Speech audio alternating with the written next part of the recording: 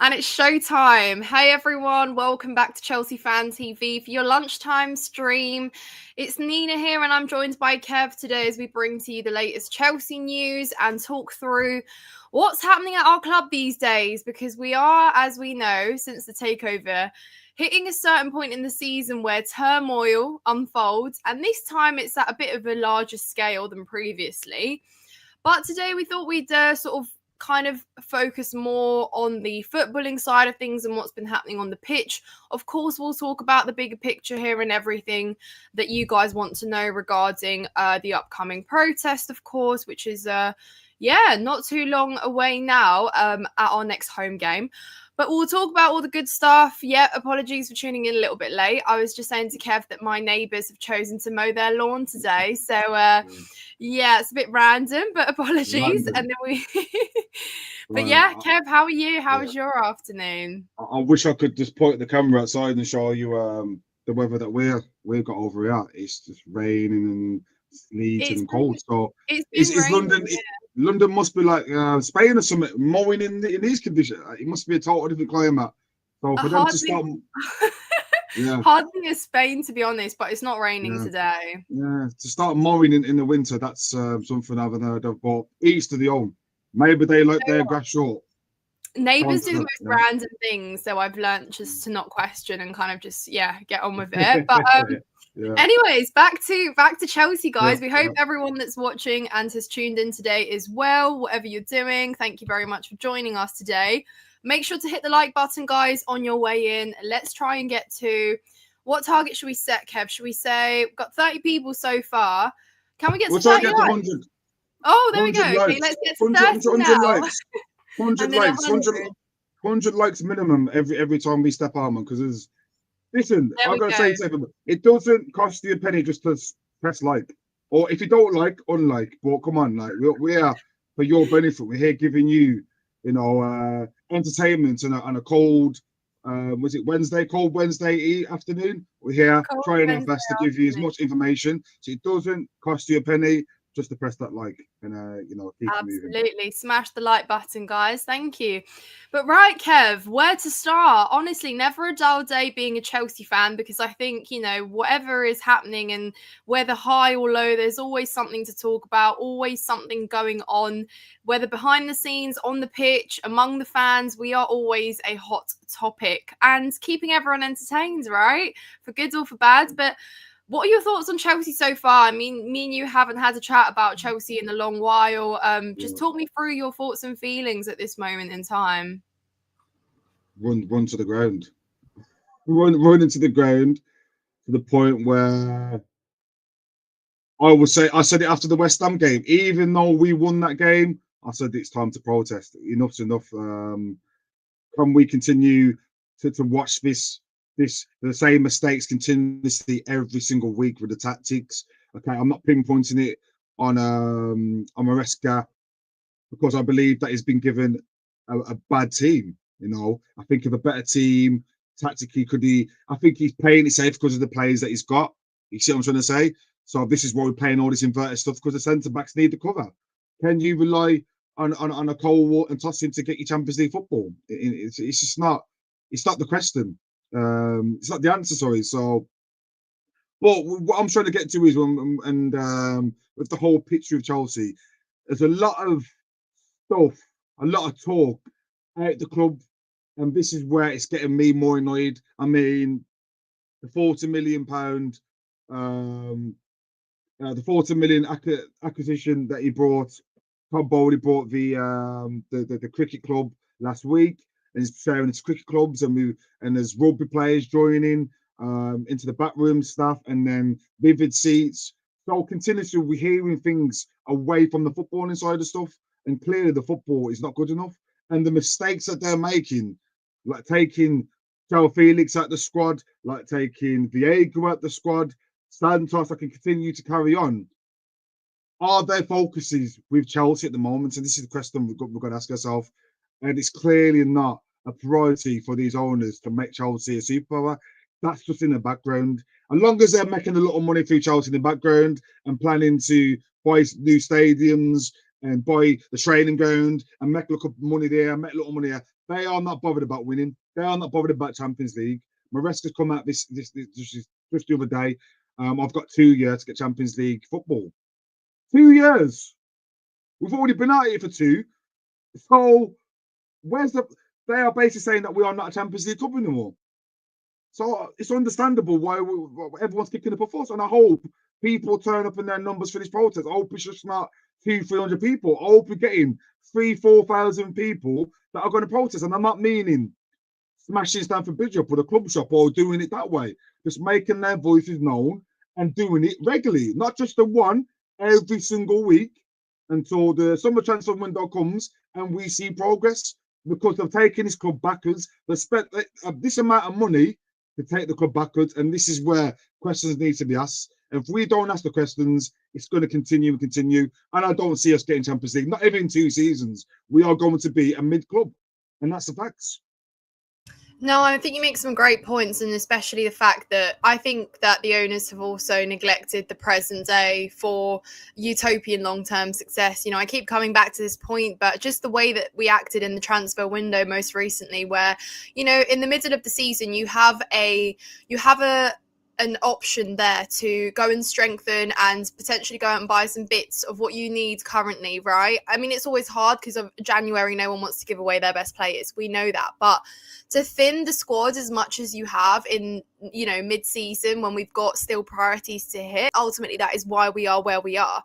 Of course, results have gone south massively, and I think Enzo Maresca maybe can be doing a better job for sure, and we will talk about that in a little bit more detail. But ultimately, it comes down to the fact that you can only work with what you got. And when you see teams like Aston Villa, and they come to mind because we play them this weekend, but, they shopped in January with the remainder of the season in mind. So, we're talking buying players that they think will help them in the Champions League for the remainder of the season, players they think will help them get top 4, secure top 4, like that's a priority at the club. So when you shop with the remainder of the season in mind, you show you're ambitious for the present moment. And when you don't and you do the opposite, well, you're showing that, you're also still looking further ahead at this big picture that nobody knows and isn't a promise. It's like when you dream, of course, but again, you kind of have to work hard and make changes in the present day so that things can start clicking, right? Not keeping the future in mind so much that, you lose the present day in sight. And I think that's what has ultimately happened here. But, in terms of our direction now for the remainder of the season, we're not too long away. We thought that December and then January was a bit of a rough patch, but it's not really a rough patch anymore, is it, Kev? And how worried are you that if the next kind of 2-3 games we don't pick up maximum points, which is very possible, how worried are you that, we don't achieve our goals this season? What are the goals? Well, that's a great question. What are the goals? Because, that's a great point, isn't it? Because the goals of the fans and the goals of the club, it seems at this moment in time, are very different. And we found that out through Maresca's comments. Because, he's only the one that comes out and vocalizes everything that gets said behind closed doors, right? Because he's that person that kind of speaks to media, speaks in conferences, and ultimately he speaks for kind of the whole club. And, where he comes out and says, well, top 4 was never a priority, that's where we raise eyebrows and say, well, hang on a minute, are we really silly here for coming into the season expecting top 4? And I think that is ultimately why it's come to a point where the fans want to question the club. And we will talk about the process because I can see a few comments about it in the chat, and a lot of people have been divided by it. Some say no, there's no point. Others are saying of course there is a point because we have a message to send. I think it seems every Chelsea fan has a different message to send, but ultimately I think it's quite important to send out a message that we aren't happy with what is being painted out as the priority of the club here and the direction we're headed in, right? Yeah, of course. And the fans that are not going to protest, that's down to them. The fans that are not protesting, they're clearly happy with where the club's going, and they're clearly happy to see the club sink and go under the mud. That's where. So if the real fans that love Chelsea, and like, okay, I am pre-Roman Abramovich, so I've been there when we wasn't a winning team, but still, the mentality of the team was to get leadership and winners into the team. And even if we lose, they'd lose fighting. We're losing games now, and there's no fight. They're not even bothered. They will walk off the pitch. They are not bothered. We have to see coaching staff bring the fans, bring the players to the fans. Where's the leadership? Okay, we've seen Reece James kind of doing it, but this is what I'm not used to, bro. This is not what I'm used to. I have not seen this throughout my whole life being a Chelsea fan. That the players on the pitch are not leading on the field, not leading off the field. The manager are not leading on and off the field. There's no direction within the club from the board members to the owners. It's just everybody's everywhere. There's not a clear pathway. I've always seen my club have that clear pathway. My brother Mitch and before. Right now, I'm confused. 6 weeks ago, 7 weeks ago, we had Maresca come out and say we're not in a title race, and quoting that. What did he say now? He said we're not in a title race, and then a couple of weeks later, we had the FA Cup. But he's saying it's a priority. The league's a priority, and then a week later saying that top four is not. It's a 2-year. So that's 3 conflicting things. Can you see what I'm on about? So this is There's what a lack of clarity. Yeah. So is he? I think he's being told this. I don't think it's Maresca talking. I think he's being told this from people says just to run a narrative. But us fans are not stupid because we understand that this is not the Chelsea. This has never been a Chelsea model. So we need someone from the higher up to say, look, it's another 2-year process or it's a Champions League pro. I just don't know. I don't get it. We're 3 years into it and there's still no clarity. And they're saying that another 2 years. So that's 5 years about Champions League football. What you spent the most out of any team in Europe. But this is so I can see why the fans that are not protesting. I don't believe that they've got the heart in the club. The fans that You've are. got a comment. You've got a comment here. Sorry, Kev. I just want to address. Let's look to the chat first. And this is a really interesting question. Neil asks, "What is the protest going to do?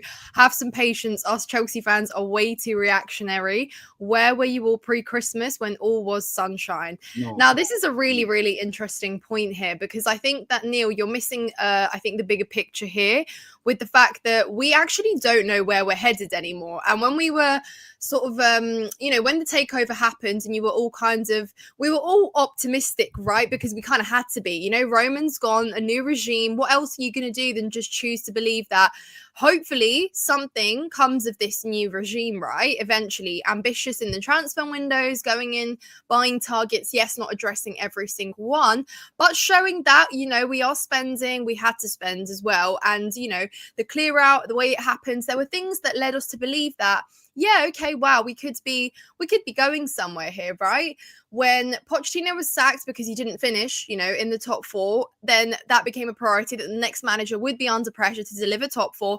Now we're hearing, oh, well, that's not actually the case, never was under pressure to deliver top 4. So, Neil, how are we supposed to have patience for something that, again, is conflicting within the club? They're not too sure what it is we're actually heading towards here. It changes week in, week out, and everyone's on a different page. Yeah. The only unanimous party here at Chelsea is the fans in terms of what we want and what we believe the club deserves to have. So that is the problem also pre-Christmas, right? The fact that Chelsea can't go on a consistent run throughout the season now for the last 3 years we've seen is the actual problem. So one season you can say, okay, that's fine. Change has happened. Let's go see what happens next year.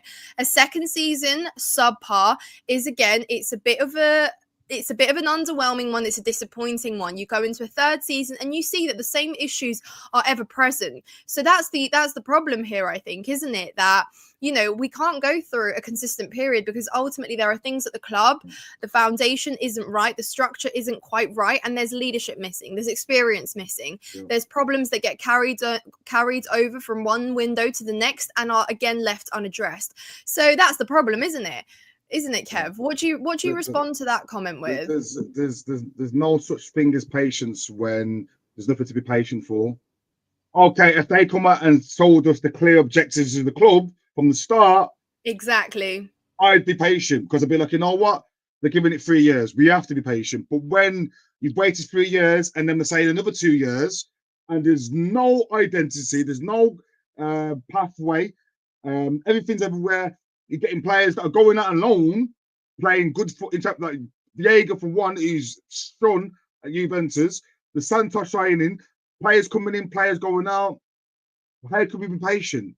Because I believe if we don't make a stance now, this is the model. So there's nothing to. We're going to be here saying the same thing in 10 years' time because there's no direction. So we have to let the board know that this is not acceptable. The way they've handled business is not acceptable. And obviously, I had a little look on Instagram. There's Thomas Tuchel saying, I'm a winning manager, this and that. And then there's Maresca with his mentality saying that it's a 2-year process. And this is why these managers are going. I don't believe Tuchel got sacked. I believe he left. Pochettino, I don't think for 1 minute he got sacked. They want experienced leadership, and they're not getting it. I think Maresca will take what he's been given.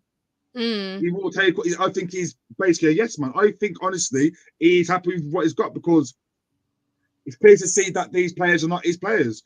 João Felix, if that was a player that you wanted, would you let him go after 6 months? Viega, if that was a player that you wanted, would you let him go after 6 months?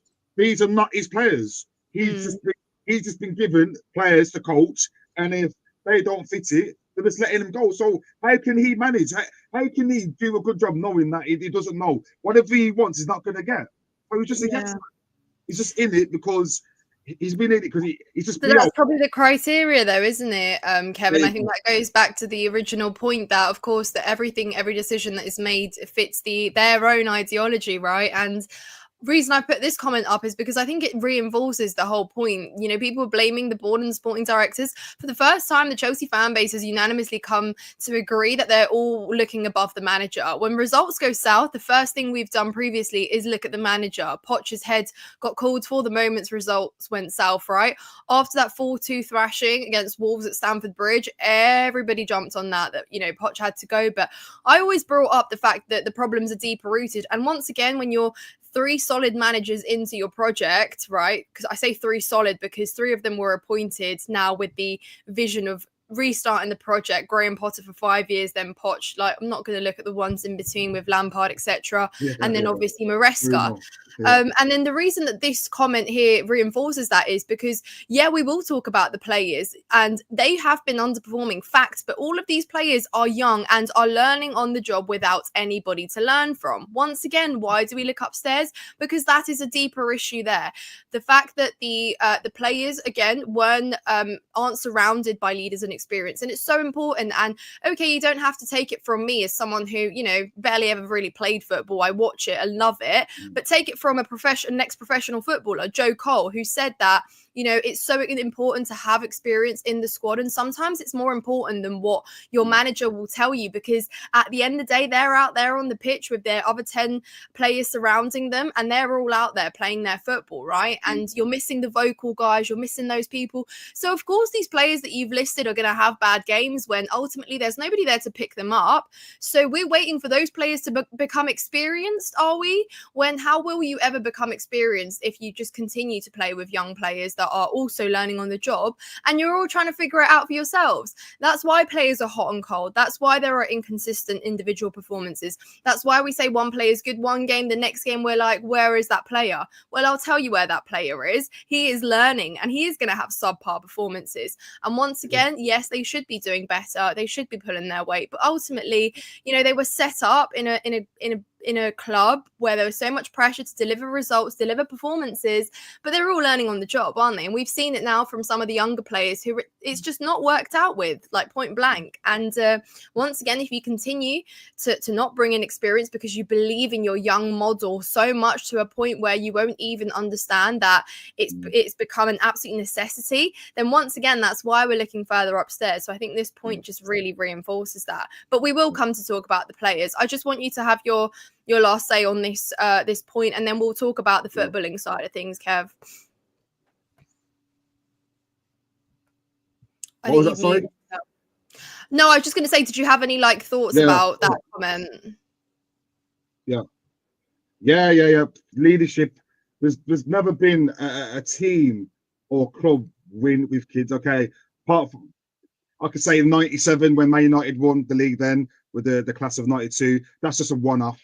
But you won't get a group of kids winning anything. It's not something that's been done before, and it's not something that's going to happen in the future. You have to have a mix-up of experience. And we Absolutely. have completely taken out all the experience in one transfer window, apart from one Thiago Silva who went summer. And who have we replaced them with? Who have we replaced them with? And I was looking, if you look for the like players in personality and leadership, this is why we're where we are now, because we've gone from having Azpilicueta, we've gone from having Thiago Silvas in the dressing room, we've gone from having Jorginho's, players that you can see on a consistent basis. You used to see Jorginho every game, pointing, directing, leading, shouting. Kante, there's so much leaders in the squad. Even Kovacic, you can say, was a captain as well. For sure. Now, you look at that split team and you look at the spine of that team, and you look at the way it's just one ball getting kicked for your whole team on a weekly basis, one ball over the top, and your whole team's out of the game. Or it's one cross into the box, no one's picking the player up. And these questions, it's the same recurrent problems from last year, okay? And we thought that we improved, but there's been zero improvement with the defence. Like, when you look at the defence, it's gone backwards. What you spent this only last transfer window, the summer transfer window, you spent, I think what was it, 150 million, 200 million pounds? Was it we spent altogether? Somewhere around that. I've lost count. Yeah. And your defence cannot protect the goal with one kick over the top. You see it against City, you see it against Brighton. And you're telling me that you cannot, as a sporting director, someone who knows football, you can't see that you have to go out and get a world-class centre-back to partner a Levi Colwell who's up and coming. What you're going to have a Shaloba who... Because they all looked... just to reinforce your point there, I want to back it up with an actual fact. Those players that you talk about there, like Colwell, you talk about, I don't know, you can bring Badia Shaw into that conversation, Sassy, all those players looked half decent when they were playing alongside Thiago Silva. How much impact it has playing up next to a world-class centre-back, it literally ups your game almost immediately, because you're learning, you've got someone vocal there that's navigating where you go, what you do.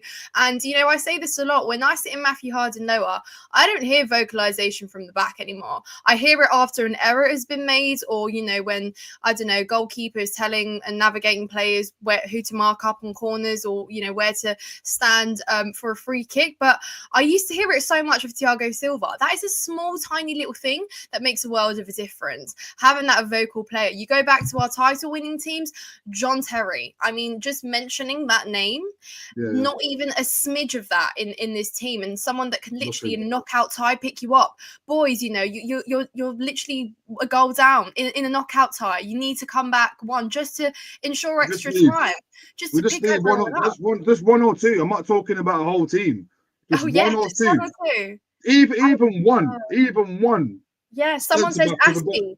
Equally Azpilicueta, such a vocal, and just to have that presence there, that voice, you know, Azpilicueta for so many reasons. And, you know, maybe we took him for granted sometimes. Maybe we did. Azpilicueta, what an absolute guy and legend of a footballer there at the back. Because now, if again we had just a fifth of what he stood for, with his vocal leadership, with his ability to just pick up plays on the pitch. But like, Kev, how can you expect everyone that's going through things, or they're all learning, they're all kind of void of confidence, how do they pick each other up, you know?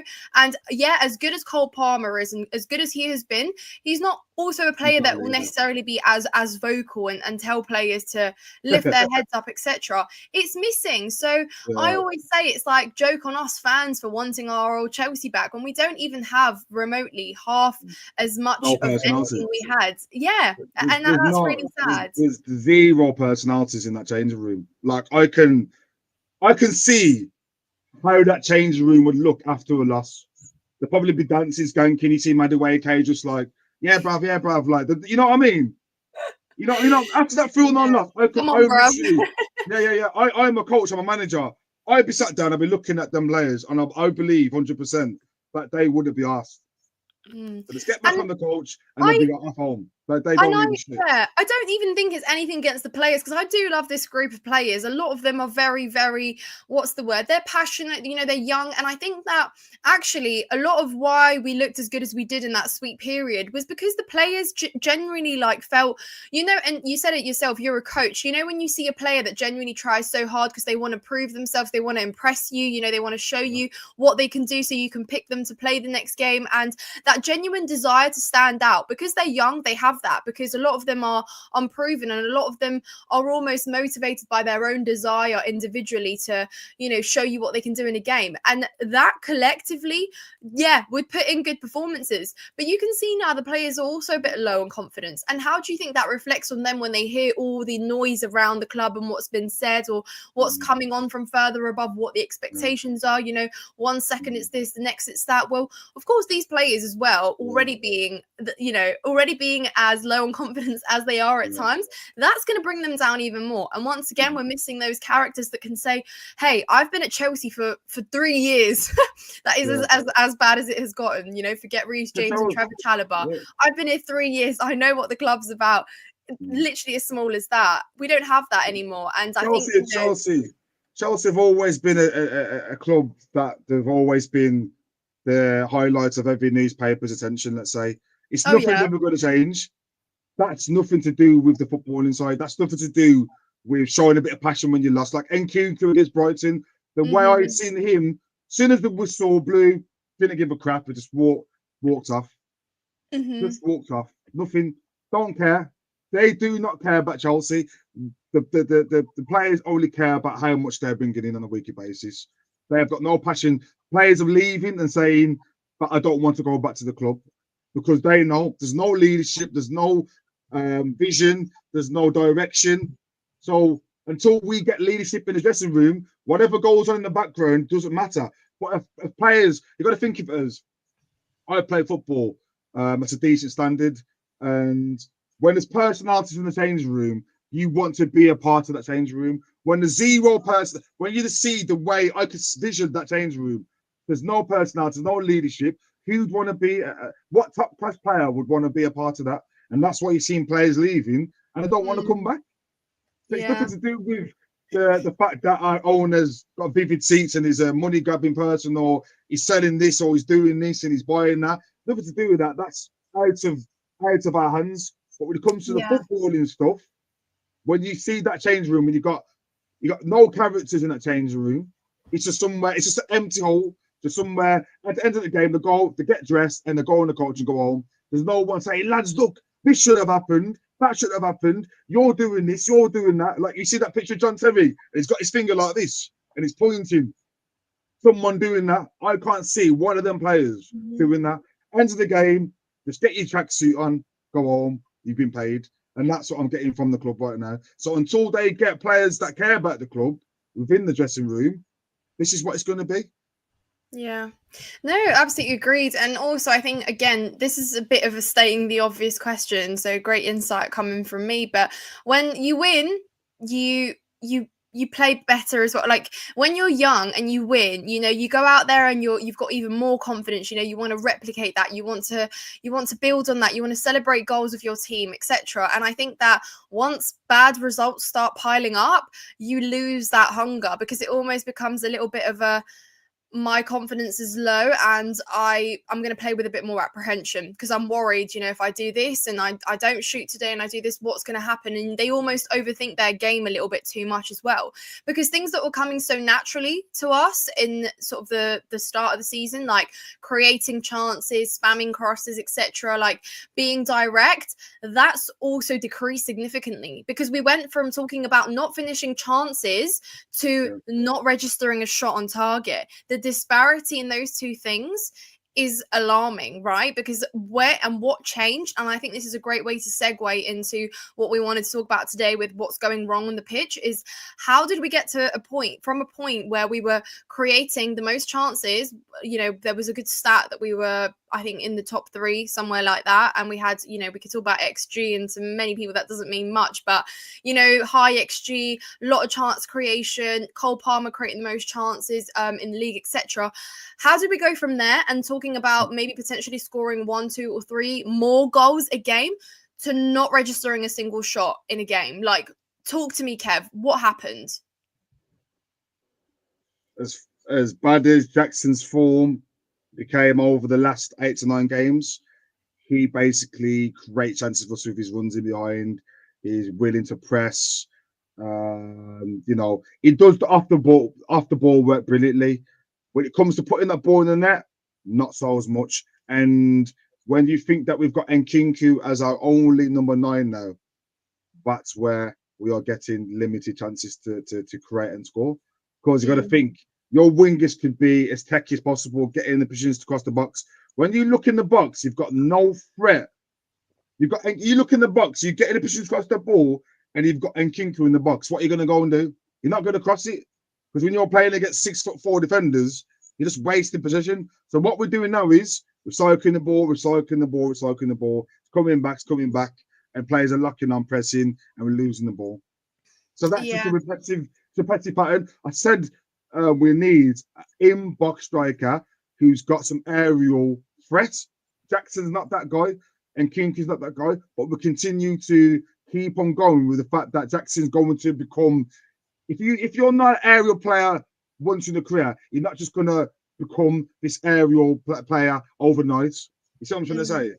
Jackson doesn't give. He's not got that movement to want to sneak him back and get ahead. He's not that kind of striker. Jackson's he doesn't have it's the box presence, isn't it, that's missing? Because Jackson's everywhere but the box sometimes. He sits on the back. He sits on the back of defenders, makes runs in behind. He drops deep pretty well. It gets wide. But when it comes to being in the box, like a guy Corres or Osherman, he's just in that 6-yard box tapping header. He's not that player. So this is the reason why we're registering 0 shots on target. We haven't got the players. Simple as that. The tactics can be looked at to a certain degree because, just playing at the back inverted stuff is not suiting certain players. Like I can go on about Gusto. He is not an inverted player. He's an out-and-out old school right wing back who wants to stay out there, overlap, get the balls in. But even so, he's been wasted because he's got no one to cross the ball to. So can all this, what we talk about, be blamed on Maresca? I don't think it can be, because the mold of player, it's like crossing the box for crossing the ball's sake. There's no one in there. And it's not like it's not like we've said this for 2 or 3 years. This has been since Lukaku left, and we're still saying we need a number 9. So it's the people upstairs that need to be accountable because they haven't done the planning. You have to have if you've got a style of football, you have to have the players to match the style of football, and certain players are not matching it. But when you want to get balls into the box and you haven't got a striker, every team I know in the Prem have got a striker. Look at Brighton, they've got Danny Welbeck.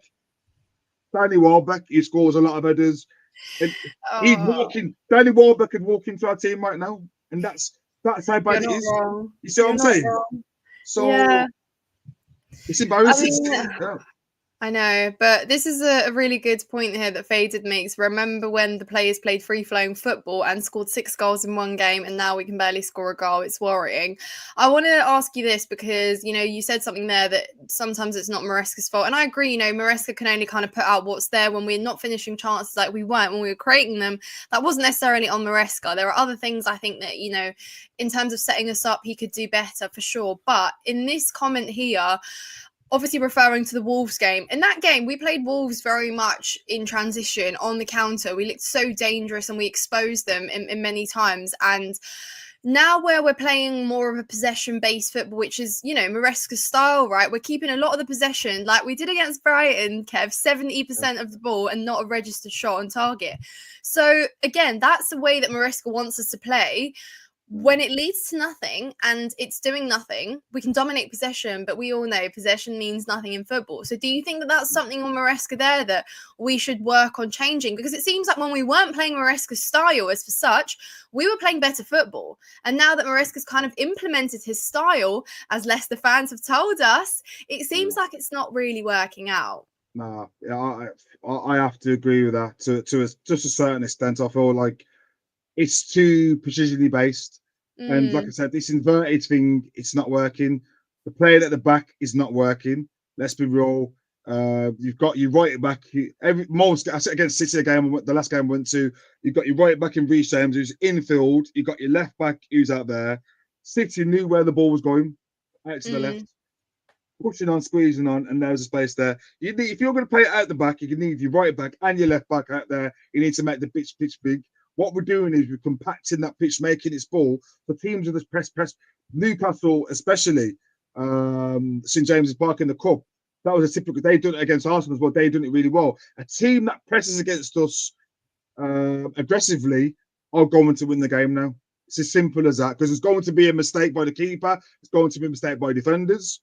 We're not direct enough, and I don't think that's completely on him, but his tactics are kind of making these things happen. I think if you'd have said, you know what, everybody spread out and let's go and play, right now it's just like play at the back, tick-a-tacker, inverted, disinverted that, and it's not working at the moment. No. And I think, but to go back to that point as well, you know, a lot of where we saw Chelsea play better, you know, overlapping fullbacks have been a big part of that for us, right? And because that doesn't happen anymore, what often happens is, you know, the wingers will take the ball right up until the very end, and then they'll do nothing. Then they have to look left and recycle the ball if they can't take on a player and they can't, you know, lay a cross off. So that's where you see this kind of side-to-side football back into action, with the fact that you collect the ball, you do all that hard work running up until the very end, nobody to, like, you know, just lay it off to that's overlapped you like a Reese or something, because that doesn't happen anymore.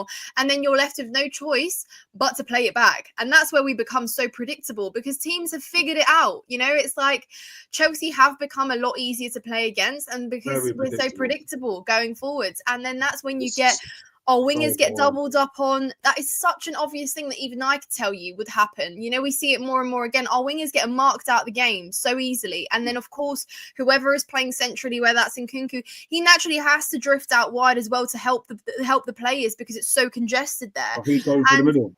Exactly. And then we can't play through the middle. And then it's just the same thing, rinse and repeat. And we see it throughout the course of the game. So once again, that's something that Maresca should be identifying as a problem there and changing differently. Yeah, but the thing is, as one, if you're a coach and you've got the way you want to play, you do not budge off it.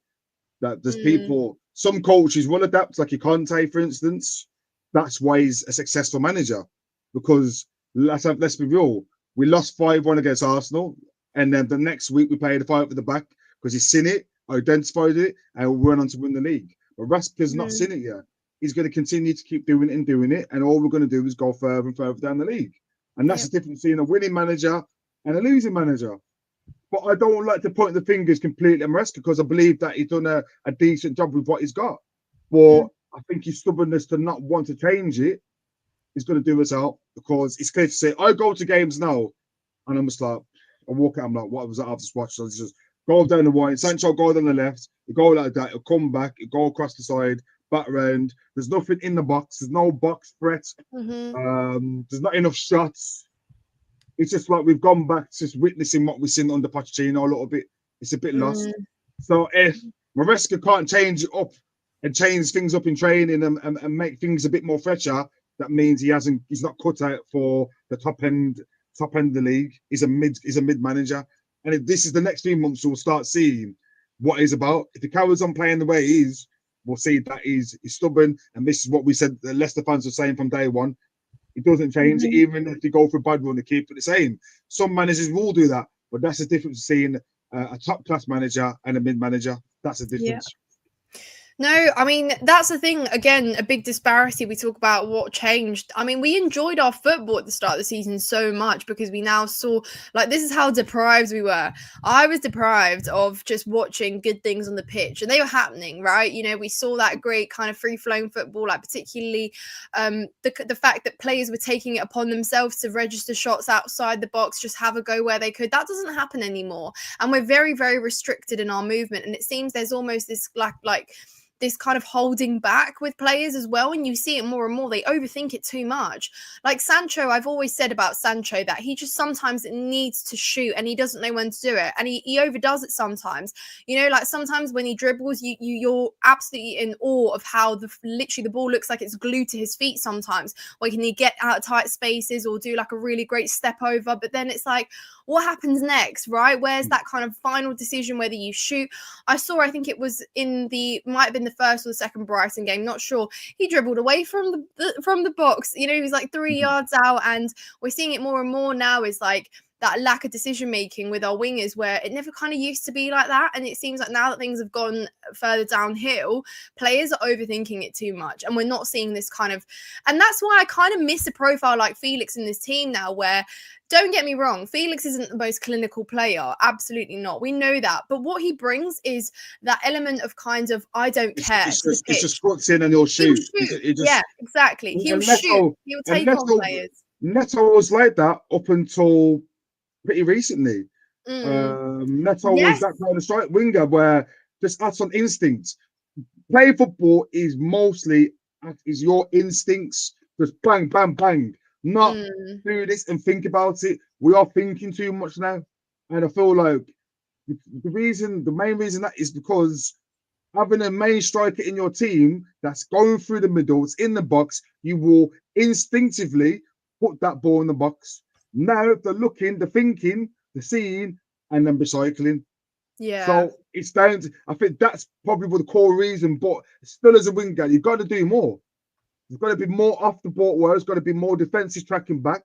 There's got to be more shots. If you can't cross, just do a step over, cut in and shoot. Just even if it goes in Roll's head, just have shots. And it's not like that anymore. Neto's not doing it. Sancho's not doing it. Palmer's the only player in the team that will just shoot. Absolutely. I've got to get the confidence back. You know, it's football. Just go ahead. Like whatever happened on Friday's happened. Just go into Saturday's game and just prove everybody wrong. Just go and have a goal. Stop thinking it. They're overthinking it. So the manager's got to give them confidence. Say, you know what? Just go ahead and let's have a goal now. Because what we're seeing now is the confidence is that low. I feel like they're not want to take chances. That's what it is. They're not want to take chances because is it because the manager's tactics? Is it because they feel like the fans are getting on them? They've got to get to the reason why we're having one shot on target against Brighton. Brighton, you can see the 7 goals only a week ago against Forest. And if you can't have a shot on target against a team that can see the 7, there's got to be a problem somewhere down the line. There's got to be. Yeah, it's mad, isn't it, Kev? Like how much we've boosted teams' confidence just by playing against us. You know, like we went from. Tuchel said that he wants to build a team that no one wants to play against, right? I'm not making that up. He did, didn't he? Oh, so Tuchel said he wants to win straight away. Well, he said there was a quote where he said he wants to build a Chelsea team nobody wants to play against. Yeah. Tuchel, right? Yeah, so I didn't make that up. It's funny to me because now I think that we're in a position where a lot of teams would love to play Chelsea right now. And again, it's that disparity of where we've come because we do make it easy. Like we genuinely had a chance of a do-over playing Brighton twice away from home. You know, almost the same game in many ways. Yes, different competition, but in many ways you had a chance for a do-over. You had a chance to suss out their weaknesses, suss out how they set up against us, what we did. And then we went and we kind of just repeated the same thing, you know, in many ways. And it's like you had a chance there to adapt, to change, to do something unpredictable. You know, I think we're just in need of something refreshing that we haven't seen before and that he hasn't done. And this is a chance for Maresca to kind of think outside the box now because things have become a little bit too dire now on the pitch where it's the same thing. And I'm not joking, Kev. I literally in the last 2-3 games, and trust me, I love watching Chelsea play. I would have been perfectly happy for the full-time whistle to be blown at minute 17 and for the game to be done because nothing I see in those remaining 20 minutes nowadays is anything better than the first 70 or 50 or however long we've played good for. And that's really sad. And it means that something is way too repetitive. And that's, again, a call for something to change. So that being said, we've got 15 minutes remaining of the show, Kevin. We will talk about kind of what we could do differently. But guys, I just want to remind everyone to smash the like button. And I'm going to check now. I feel like a teacher when I do this, check how many likes we're on. And if you haven't hit the like button, then please do that now. Smash it for us, guys. Kevin and I are enjoying bringing you this lunchtime stream today. Show your love. Show your love, whether for Chelsea, whether for us, if you don't love us. But yeah, hit that like button, guys. Thank you so much for everyone that has. What we are, you got to mention what number we're on. Oh my God, I'm such a terrible teacher. Yeah, so I you prompted literally us on it and never. Yeah. do you know what that's like? Do you ever look at the time on your phone and you see the time, but then you lock your phone and then you're like, wait, what was the time? Because you didn't actually look at it. More So multitask guy. I see what's going through your mind at the moment. That's what yeah, it is. Chelsea Yeah, distracted me too much. yeah, We're on yeah. 58, guys. Let's Not run bad. those likes up. 84 Not of you bad. in here. Let's Yeah, get that number further up. But yes, yeah, so Kev, you're a coach. You're not Chelsea's coach, sadly. yeah. I wish. But Yeah, going into this weekend, we play Aston Villa away from home. Tough game. I think it's 5:30 kickoff, which is yeah, our kickoff times have just been all over the place recently. But anyways, yeah. besides the point, Mm. Aston Villa. We played arguably our best game against them at home this year. I would argue Yeah, 3-0 at Stamford Bridge. We definitely. absolutely dominated in every department and we blew them away. We were convincing in our Yeah, result, in our win, in our goals. Going into this game, again, the disparity in how low of confidence and how different this whole team is. But with a chance to change things and hopefully a chance to register a win, what would you like to see differently this weekend? more than one shot on target, first and foremost. Wow, the bar is low. Get 2 shots Yeah, on target if you can, yeah, Chels. yeah. Just yeah. This defensive high line, it's not working. It's not No. work. It's not working. It cannot happen.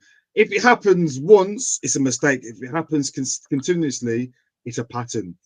So when you see that ball from a goalkeeper get pumped over the back, and your defenders cannot deal with that, like Sunday League standards, like I mean, this is Sunday League. One pump, your defender should be able to go bang, head of that ball away. Players are taking touches, knocking your defenders off the ball and putting it in the back of the net. So Villa are going to do their research. We can expect Villa to want to do with the pace they have in behind, with Rodgers, Rashford, Bailey, the quality Asensio. and the pace they've got. They will be looking to suck us in. Martinez, bang, over the top. So we're going to have to change our style of football. It's going to have to be more of a sit back reserved kind of football. I don't want to see the same playing at the back football. Villa are very smart with the way they press. They will counter press you. They will have energy. They've had a week off, no Champions League football this week. They know this game is very important. They will want to get back into the position to get into the Champions League fold. So it's like a final for them. If we're not up for this game within the first 10 minutes, the game will be lost. So we cannot afford no mistakes, first and foremost. There cannot be another pump into. All I can see right now is if we don't change the way we're thinking going into this game, it's going to be another 3-0. That's all I'm thinking. That's all I'm thinking. So if we sit back and we change our style of football, and Maresca says, you know what, let them have the ball and let us counter them, maybe we get something at the game. But if we think we can just do the same passy football, so basically all bark and no bite, that's what it is. They're just going to pick us off, get in behind, and they're going to have chances, and it's going to be a loss. So it's down to Maresca. It's all down to Maresca and how he wants to set us up. Yeah, no, absolutely. And I think this will just prove because I mean, going into this season, yes, we didn't buy a striker, but we did add a lot of attacking quality to that front line. And, unfortunately, our wingers aren't goal scoring wingers, really. We expected a lot more goals, I think, from them. And, I'm particularly referring here to obviously Neto, Jadon Sancho as well, maybe Manswake recently as well, of course, but now he's out as well. So that's another kind of void there in the team. But you'd like to think that going into a game like Aston Villa, you'd like to think you've got attacking quality there enough to go and score goals. I mean, I remember we were low of confidence when we went and played them in the cup and won 3-1, didn't we, when Enzo Fernandez scored that free kick? And again, that was a wonder game. But it's tough as well because like nowadays, Kev, it seems like whether we lead 1-0 or we go 1-0 down, the outcome seems to be the same. We're not in control and we can't overturn the result either. So both are true. And again, it's like, well, which one then? Like how do we approach a game and what do we need to do in order to seize control, dominate, but also with intent? Because I mean, there's no point of dominating in possession if you do nothing with it. This is what it is. We go and we start well, brilliantly, we get that goal, And you want to concede. We know as fans we can go and do it and continue the game in that fashion. But we'll go and we'll sit back and change it completely and let the other team put pressures when they can. And then when we do concede, it's 1-1. We all know the game's done because we haven't got the mentality to maintain what we're doing. You see what I'm trying to get to? Like a bit like City, 1-0 up, and then we'll time wasting after 15 minutes. Yeah. With that goes to, do you think that would have happened if we had a lead on the pitch like a Terry? No way would that have happened. You see what I'm getting to with this. So Yeah. you can't change it up. If you go into a game, you got to go and be the sit-back team. Continue to be the sit-back team. If you got to go and play that passy football and go and get yourself a good goal, continue to do it throughout the game. Don't get a goal and then sit back and then it's the fun and then you capitulate and then it's just a loss. That's what I'm seeing every single week. So I agree. It's a hard one. I just don't know if this team's that inconsistent at the moment. I just don't know what Chelsea's going to turn up at the moment. It's just Yeah. Well, Connor says here we don't have the personnel to play direct over their press, and if we sit in deep, we are so defensively lightweight at defending our own box that if anything, we put ourselves worse off. What do you make of that comment? It's right. So even if you want to sit back, there's going to be a mistake somewhere down the line. If it's not Sanchez, it's going to be Chalobah. If it's not Chalobah, it's going to be Colwell. If it's not Colwell, look at the defending against Brighton. They've all had individual big errors that have led to goals. All of them. Go. So there's going to be even if you want to sit back and park the bus, there's going to be under Mourinho, we parked the bus, but no team scoring because Terry would literally get kicked in the face, or you'd find Carvalho would make a brilliant interception, or Checker make a brilliant save, keeping the game. No, it's a total other side of the spectrum. Sanchez will give you a goal, first of all. Cole will slip over or give the ball away as cheap as possible, or Chalobah will get knocked off the ball and put on his ass. It's even one of the three. Yeah. So if you park the bus, you're still going to concede anyway. So there's no. What can we do with this squad? We have to just. I don't know. It's just have to just go ahead and whatever it is. I know. And for me, the thought of actually having to sit back genuinely gives me nightmares because if anything, that is regressing massively to see like football last season. Like I remember when Aston Villa came to Stamford Bridge, I think they beat us 1-0. Is that the game when Gusto got sent off or someone got sent off in that game and we were down bad? Gusto got sent off in that game. We were down bad. And again, instead of, I remember he brought on, or it might have been before we even conceded, he brought on a defender. And only then after we conceded did he bring on an attacker. That was Pochettino. And I thought, what on earth is the thinking behind this? And I thought, again, I want to go away from that fearfulness of having to do that. We shouldn't be anyway, let alone this season when we've strengthened the squad, arguably. And, there's better quality there and there's more to do. So for me, that would be regressing. I want us, this season's Chelsea should be going out there and going and giving a game, bringing the game to Villa, right? Going at them, playing against them, regardless of, how much better they've been, the fact that, they are literally living out our dream playing in the Champions League this season as well. So again, the disparity here is so big. So I need us to go there and bring the game to them. I want us to actually give them a game. But again, you're low on confidence and you are, but it shouldn't have been that way. If anything, we should have gone through this patch, the one that was rough and the points that we dropped should have been points. We have been putting ourselves now in this position where it is ultimately a must-win game. They play Liverpool tonight and they obviously drop points to Ipswich, 10-man Ipswich. But again, that makes me feel they're going to be even more up for this. That they're going to look at Chelsea and think lots of teams have gotten the better of them. We're there for the taking. There for the taking. And Villa, like I said, you just said it there. Villa haven't been playing or in the best form themselves, but any team that's not in form will still put it on us. Like I said, Brighton 7-0, 4-0 logo within a week. Like we make the stats ready team. Ipswich not a home win, we go there and lose. Like we are doing. But what teams will have a bad form or bad game and come against us and have a good game and win. That's how we make it easy for every team. And it's down to the mentality of the players. We haven't got every team in the Prem has got one or two leaders in that dressing room. James, even Ipswich, Southampton, they've got a player over 30 in that change room with a bit of personality. with a bit of leadership skills. Okay, lads, you're feeling a bit dirty at the moment. I'm going to lift you up. Look, it's not the end of the world. I cannot see James being that person. I cannot see Enzo Fernandez being that person on the pitch. So Yeah. this is why you're seeing these teams of these teams of this structure and this caliber putting it on us and winning. Because when they sense danger, those leaders will be like, look, lads, there's the space. Keep on plodding away. Can you see Enzo? That guy's got your captain's armband. Can you see Enzo saying, look, there's the danger. Look, keep on getting in. Keep on getting in. Of course When not. the players need that. Yeah. The professional players, but they're still humans. They've still got to learn the game. What they need people from upstairs telling that people on the pitch, leaders telling them that. Like you can identify a weakness in someone's team, like Liam Delap. There's going to be someone that picks Liam, keep on getting him behind. You're going to get a goal. Come on, come on. I can't see anyone within that Chelsea squad right now doing that. I agree, and it comes down to knowing the Premier League as well. I think that's such a key thing, and the fact that Enzo Fernandez coming into a completely new environment in another country, settling into a team, being given the captain armband to dictate things on the pitch without actually knowing the Premier League, if that makes sense. Because let's be real, he's still pretty new. He's still settling in. He feels a lot more comfortable and his performance has improved, Jess. But, you know, the fact that we take away from how important it is to know the league you're playing in, and other teams, like you said, they have those players that are in the know-how of what it means to be playing in arguably the best league in the world and what challenges come with that.